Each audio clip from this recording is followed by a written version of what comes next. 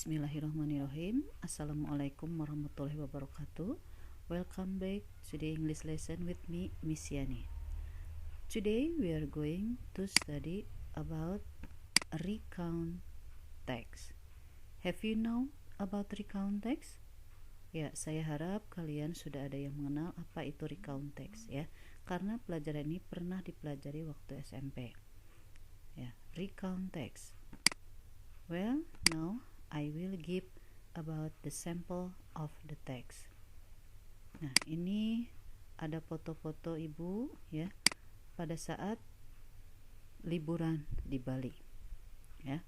Now, from my experience in Bali, I make a text about my holiday. Nah, ini contoh dari teksnya. 6 years ago, I went to Bali with my friend to spend our holiday.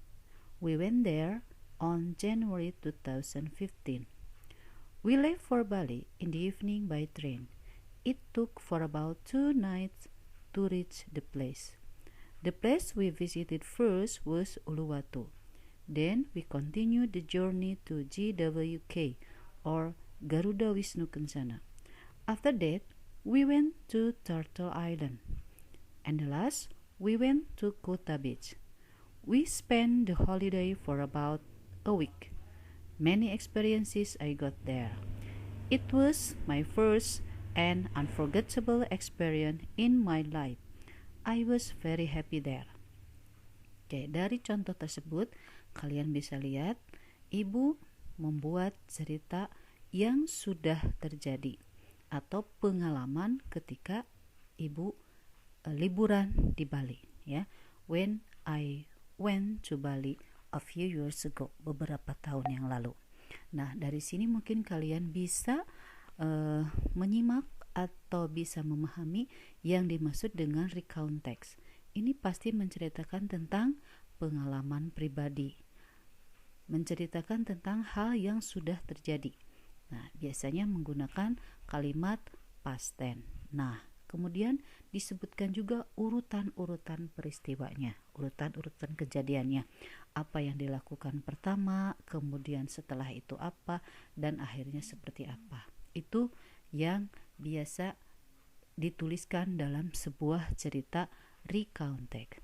So, I want to make a definition based on the text. Jadi apa itu definisinya? Ya, recount text. Secara harfiah, recount bermakna menceritakan. Jadi, recount text bisa diartikan sebagai teks yang menceritakan. Jika mengacu pada keterangan di buku-buku sekolah, recount text adalah the text that telling the reader about one story, action or activity. Its goal is to entertaining or informing the reader. Jadi sebuah teks yang menceritakan sebuah cerita, aksi ataupun aktivitas, dan tujuan recount text adalah untuk menghibur atau menginformasikan pembaca. Okay, how about the types atau jenis-jenisnya? Apa saja yang termasuk ke dalam recount text? The first one is personal recount. Ini yang dinamakan dengan recount pribadi atau menceritakan tentang pengalaman pribadi penulis, seperti yang tadi ibu buat ya, pengalaman ketika waktu liburan. The second one, factual report, menyajikan laporan peristiwa yang benar terjadi ya. Nah, ini berarti tulisan yang berdasarkan fakta. Nah, biasanya berdasarkan laporan atau report. Sering juga disebut dengan report text. Nah, the third one is biographical recount atau biografi. Kalau biografi berarti menceritakan kisah hidup seseorang, diceritakan dalam bentuk lampau. Itu yang termasuk ke dalam biografi. The last one is imaginative recount, yaitu menyajikan cerita imajinatif berdasarkan kejadian yang telah terjadi. Ya, ini namanya juga imajinatif, berarti berupa karangan imajinasi ya, tapi berdasarkan kejadian yang telah terjadi.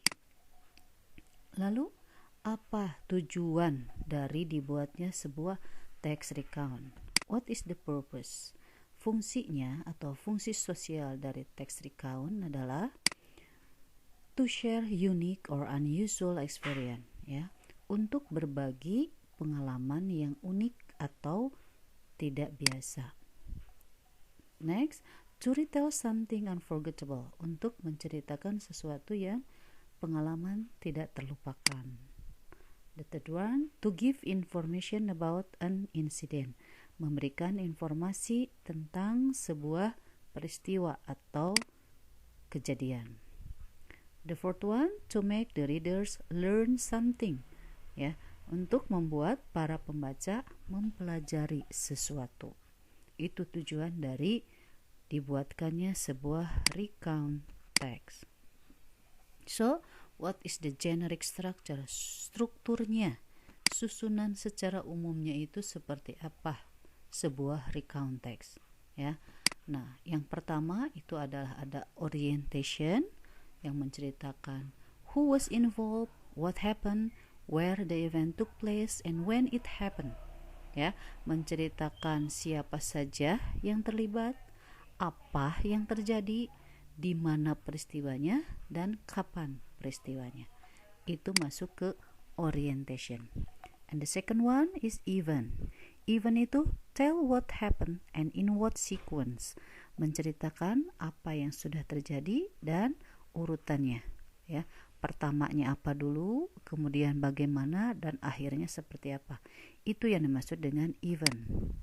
The third one is reorientation, ya, terdiri dari optional closure of event, ya, atau endingnya, ya, berupa penutup cerita atau akhir dari cerita tersebut. Itu tentang generic structure. And how about the language feature? Ciri-ciri kebahasaan dari recount text, ya, ciri-cirinya ada menggunakan past tense seperti yang tadi dalam contoh I went to Bali last week, we were very happy. Nah, itu contoh, ya, ciri-ciri kebahasaannya. Kemudian yang kedua adalah adverb of time, ya, keterangan waktu yang digunakan biasanya karena ini past tense berarti ada kata last week, 2 years ago, 5 minutes ago, and etc. Action verb, ya, ada kata kerja tindakan, biasanya menggunakan kata kerja tindakan seperti tadi ada kata spend, went, played, worked, and etc. And the conjunction atau kata sambung, ya, conjunction itu kata sambung yang biasa digunakan adalah ada after that, then, next, kemudian ada juga finally, the first one, the second one, the third one, and etc. Nah, okay. Please analyze the text beside, ya. Ini Ibu akan berikan satu teks tentang text recount dengan judul My Adolescence, ya, tentang pengalaman masa remaja. I had my adolescence when I was 13. It started with acne that soaked up on my face. It was very annoying. It lowered my self-esteem and I was embarrassed to come out of my house and play with my friends.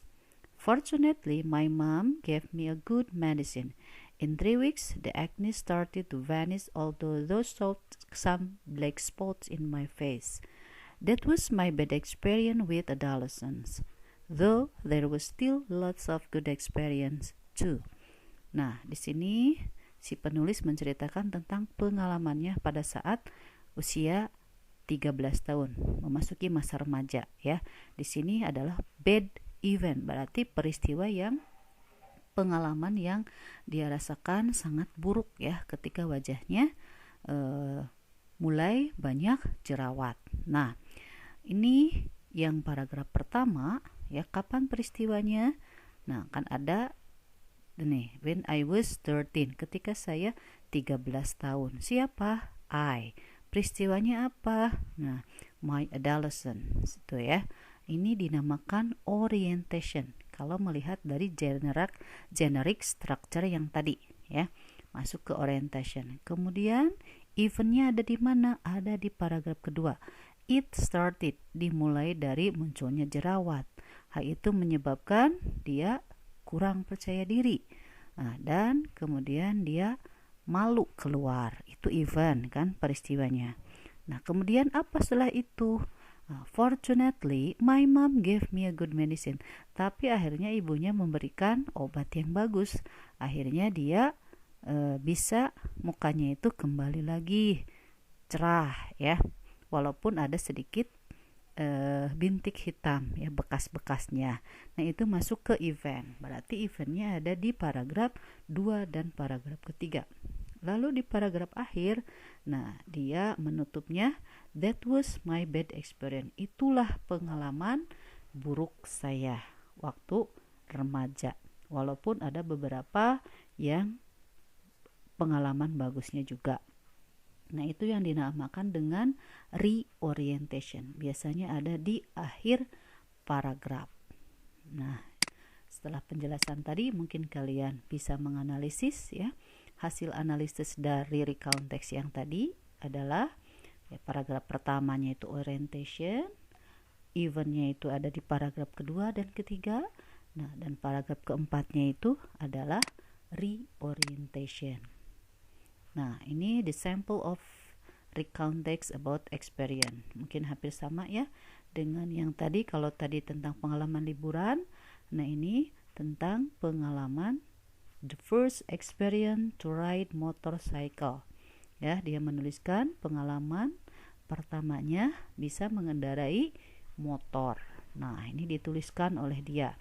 Nah, ini ada di paragraf pertama orientation, kemudian paragraf kedua dan ketiganya adalah event, dan paragraf terakhir adalah reorientation, penutupnya. Oke. Mungkin sudah beberapa contoh yang sudah Ibu kemukakan tadi tentang pengalaman pribadi penulis. Nah, yang ini adalah recount text tentang diary, masih tentang pengalaman pribadi, karena untuk recount text kebanyakan itu yang dituliskan adalah tentang pengalaman pribadi. Nah, ini ditulis dari A Page from a Gift's Diary, ditulis oleh Pratama Lisa Hapsari ya. Nah, biasanya kalau menuliskan diary itu kan ada untuk harinya, tanggalnya, dan tahunnya juga disebutkan. Nah, ini contohnya ya kalau membuat diary. Mungkin kalian bisa juga membuat pengalaman kalian ditulis dalam sebuah diary. Itu masuk ke dalam contoh recount text. Nah, itu mungkin ya sudah cukup penjelasan dari Ibu. Mudah-mudahan nanti kalian bisa membuat salah satu contoh dari teks recount setelah kalian mendengarkan penjelasan dari video ini. Okay, thanks for watching. See you next time. Assalamualaikum warahmatullahi wabarakatuh. Bye bye.